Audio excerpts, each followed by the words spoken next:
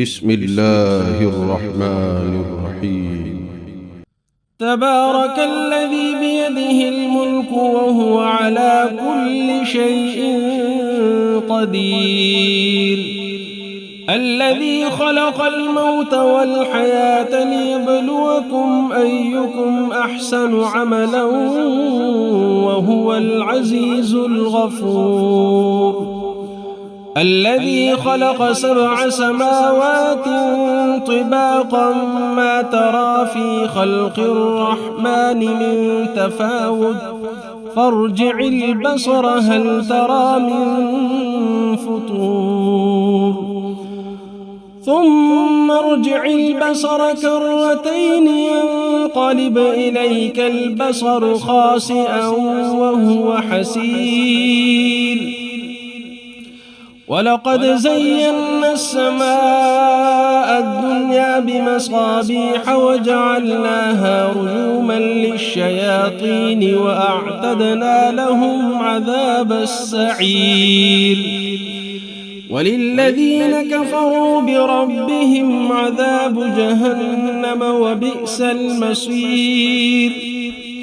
إذا ألقوا فيها سمعوا لها شهيقا وهي تفور تكاد تميز من الغيظ، كلما ألقي فيها فوج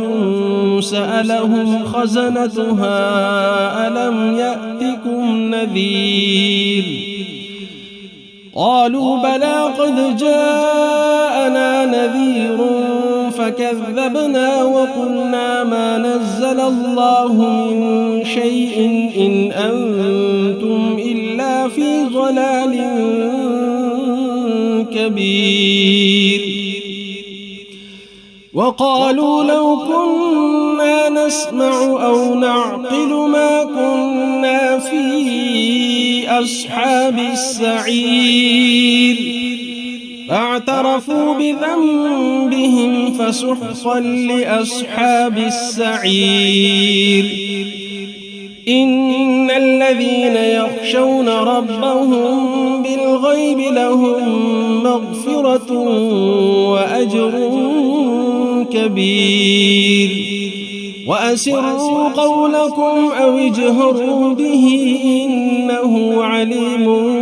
بذات الصدور، ألا يعلم من خلق وهو اللطيف الخبير،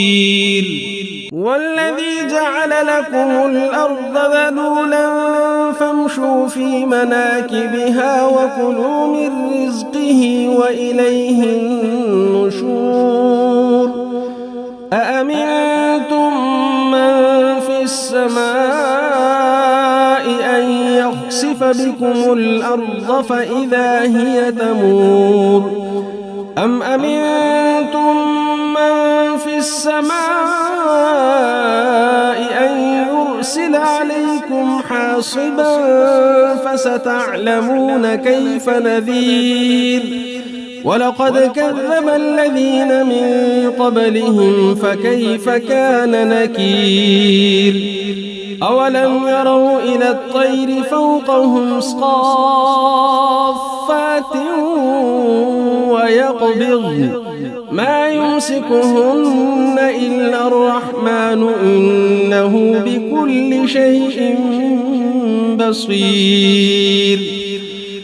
أمن هذا الذي هو جند لكم ينصركم من دون الرحمن إن الكافرون إلا في غرور، أمن هذا الذي يرزقكم إن أمسك رزقه بل لجوا في عتب ونفور، أفمن يمشي مكبا على وجهه أهدى